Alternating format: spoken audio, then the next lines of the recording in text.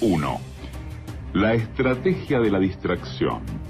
El elemento primordial del control social es la estrategia de la distracción, que consiste en desviar la atención del público de los problemas importantes y de los cambios decididos por las élites políticas y económicas mediante la técnica del diluvio o inundación de continuas distracciones y de informaciones insignificantes.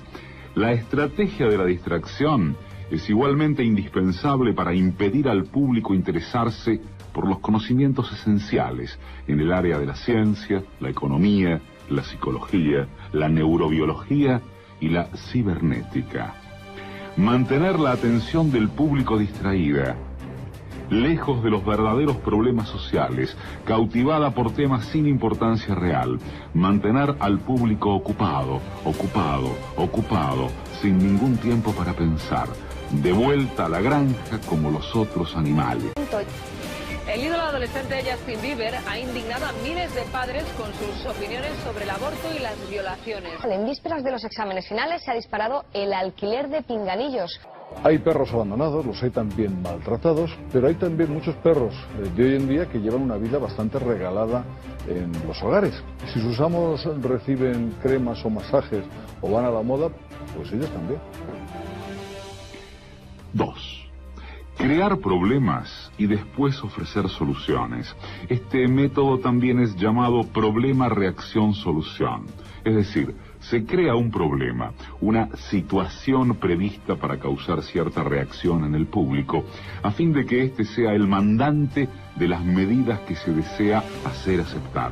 Por ejemplo, dejar que se desenvuelva o se intensifique la violencia urbana, u organizar atentados sangrientos a fin de que el público sea el demandante de leyes de seguridad y políticas en perjuicio de la libertad. O también crear una crisis económica para hacer aceptar como un mal necesario el retroceso de los derechos sociales y el desmantelamiento de los servicios públicos. Empezamos con 8 casos, posibles casos, no siquiera casos confirmados, ahora ya son 10, porque se han incorporado 2 en las últimas horas y probablemente cuando termine el programa o dentro de un ratito hay alguno más, a lo mejor. Casi seguro que cuando terminemos habrá 12. Las primeras dosis de la vacuna contra la gripe A ya están en España y la ministra de Sanidad, Trinidad Jiménez, prevé que comiencen a administrarse en la primera quincena de noviembre. 3. La estrategia de la gradualidad. Para hacer que se acepte una medida inaceptable, basta aplicarla gradualmente, a cuentagotas, por años consecutivos. Es de esa manera que condiciones socioeconómicas radicalmente nuevas, neoliberalismo, fueron impuestas durante las décadas de 1980 y 1990. Estado mínimo, privatizaciones, precariedad, flexibilidad, desempleo en masa, salarios que ya no aseguran ingresos decentes, tantos cambios que hubieran provocado una revolución si hubiesen sido aplicados de una sola vez. Quiero anunciarle que el Gobierno aprobará la reforma laboral el próximo día 16, miércoles, en Consejo de Ministros. Se produzca un acuerdo o no se produzca un acuerdo. El Gobierno no contempla, después de las medidas adoptadas de reducción del déficit y consolidación fiscal, dentro de las que incluyo el techo de gasto para el presupuesto del año 2011, nuevas medidas. En los últimos 4 años ha habido 3 millones de despidos en España y por eso es necesario una reforma laboral en nuestro país. El camino está trazado y cabe confiar en que el Gobierno que salga de las urnas a finales de año, sea del signo que sea, continúe transitándolo en esa dirección. 4. La estrategia de diferir. Otra manera de hacer aceptar una decisión impopular es la de presentarla como dolorosa y necesaria, obteniendo la aceptación pública en el momento para una aplicación futura. Es más fácil aceptar un sacrificio futuro que un sacrificio inmediato. Primero, porque el esfuerzo no es empleado inmediatamente. Luego, porque el público, la masa, tiene siempre la tendencia a esperar ingenuamente que todo irá a mejorar mañana y que el sacrificio exigido podrá ser evitado. Esto da más tiempo al público para acostumbrarse a la idea del cambio y de aceptarla con resignación cuando llegue el momento. La reforma laboral es una reforma necesaria. La única manera de poner a salvo los elementos básicos del servicio público de la educación. Y por eso es necesario una reforma laboral en nuestro país. Bien, la reforma laboral pues era necesaria y ha sido un paso en la buena dirección. 5. Dirigirse al público como criaturas de poca edad. La mayoría de la publicidad dirigida al gran público utiliza discurso, argumentos, personajes y entonación particularmente infantiles, muchas veces próximos a la debilidad, como si el espectador fuese una criatura de poca edad o un deficiente mental. Cuanto más se intente buscar engañar al espectador, más se tiende a adoptar un tono infantilizante. ¿Por qué? Si uno se dirige a una persona como si ella tuviese la edad de 12 años o menos, entonces, en razón de la sugestionabilidad, ella, la persona, tenderá con cierta probabilidad a una respuesta o reacción también desprovista de un sentido crítico, como la de una persona de 12 años o menos de edad. Yo lo pruebo y me reaccioné. ¡Wow! Y la reacción de la gente es... ¡Wow! Sentirse hinchada es normal, ¿no? No, sentirse así no es normal. Lo normal es sentirse bien. 6. Utilizar el aspecto emocional mucho más que la reflexión. Hacer uso del aspecto emocional es una técnica clásica para causar un cortocircuito en el análisis racional y finalmente al sentido crítico de los individuos. Por otra parte, la utilización del registro emocional permite abrir la puerta de acceso al inconsciente para implantar o injertar ideas, deseos, miedos y temores, compulsiones o inducir comportamientos. Carmen, ¿tú tienes hijos? Sí, además tengo una nena de tu edad.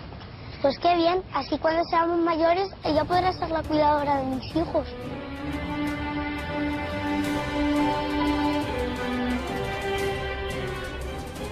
Pasa de mí, no le interesan mis problemas. Está todo el día hablando de cosas que solo le importan a él. Me ha fallado. Le he pillado mintiéndome. ¿Y qué vas a hacer? No tengo ningún motivo para creer en él. No volveré a votar a Zapatero. 7. Mantener al público en la ignorancia y la mediocridad. Hacer que el público sea incapaz de comprender las tecnologías y los métodos utilizados para su control y su esclavitud. La calidad de la educación dada a las clases sociales inferiores debe ser la más pobre y mediocre posible, de forma que la distancia de la ignorancia que planea entre las clases inferiores y las clases sociales superiores sea y permanezca imposible de alcanzar para las clases inferiores.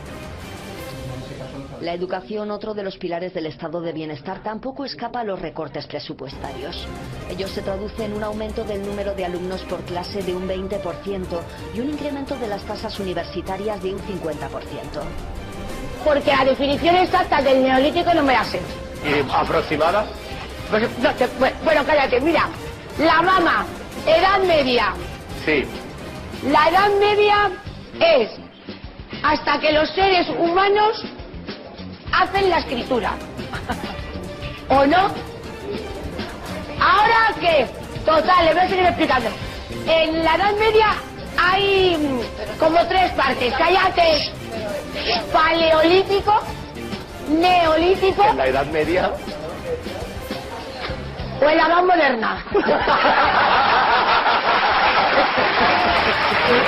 A ver, la del 5. 5 por 1, 5, 5 por 2, 10, 5 por 3, 15, 5 por 4, 20, 5 por 5, 25, 5 por 6, 30, 5 por 7, 35, 5 por 8, 40, 5 por 9, 45, 5 por 10, 50. 8. Estimular al público a ser complaciente con la mediocridad. Promover al público a creer que es moda el hecho de ser estúpido, vulgar e inculto. Pues 9 por 8, espérate. 9 por 9. A ver, si 9 por 9 es 81 y el punto 9, 79. A mí, ¿de qué me conoces, pedazo puta? ¿Dónde está la cámara? Pedazo puta, da la cara. ¿Dónde está? Mentirosa tengo el coño o la polla, me da igual. Métete a la igual el coño y lávate el coño con bacalao. ¡Anda la mierda, marrana! 9. Reforzar la autoculpabilidad. Hacer creer al individuo que es solamente él el culpable por su propia desgracia, por causa de la insuficiencia de su inteligencia, de sus capacidades o de sus esfuerzos. Así, en lugar de rebelarse contra el sistema económico, el individuo se autodesvalida y se culpa, lo cual genera un estado depresivo, uno de cuyos efectos es la inhibición de su acción. Y sin acción, no hay revolución. Y en La Razón. Hemos comprado a crédito segundas viviendas, televisiones de plasma, viajes al Caribe, y eso no es razonable. Pero este argumento no es nuevo en el PP. Parece que tienen fijación con los que compran plasmas. Segunda vez que salen a relucir en una semana.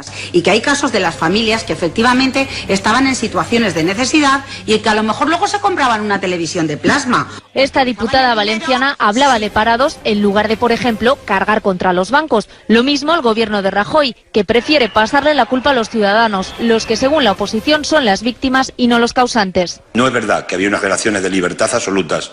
Y no es verdad que la responsable es la gente de ir a meterse en aquellos créditos. Le metieron los créditos por los ojos. Y los bancos se desentienden del asunto. Parece que la crisis no va con ellos. La crisis económica no está provocada por el sistema bancario. Y 10. Conocer a los individuos mejor de lo que ellos mismos se conocen. En el transcurso de los últimos 50 años, los avances acelerados de la ciencia han generado una creciente brecha entre los conocimientos del público y aquellos conocimientos poseídos y utilizados por las élites dominantes. Gracias a la biología, la neurobiología y la psicología aplicada, el sistema ha disfrutado de un conocimiento avanzado del ser humano, tanto de forma física como psicológicamente.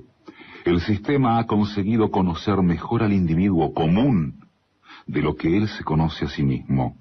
Esto significa que, en la mayoría de los casos, el sistema ejerce un control mayor y un gran poder sobre los individuos, mayor que el de los individuos sobre sí mismos.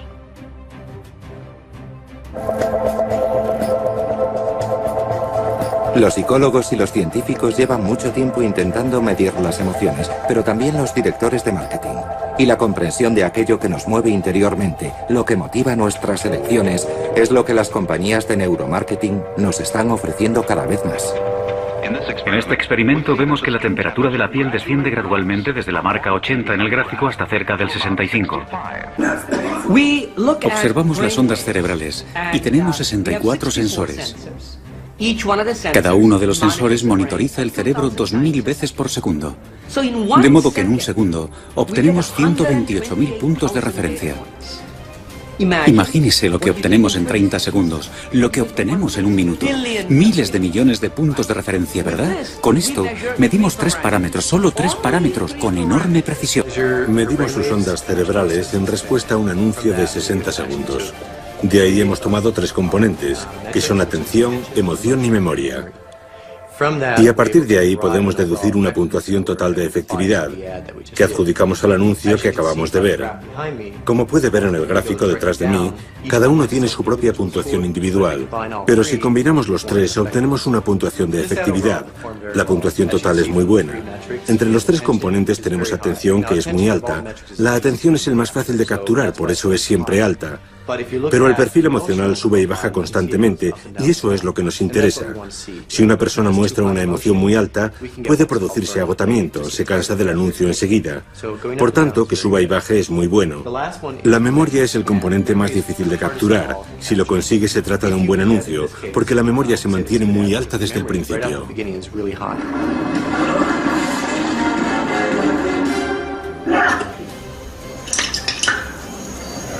De pardo malo.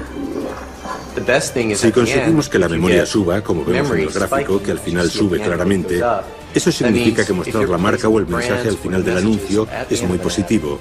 Y sabes que el consumidor se marchará recordando la marca o el anuncio.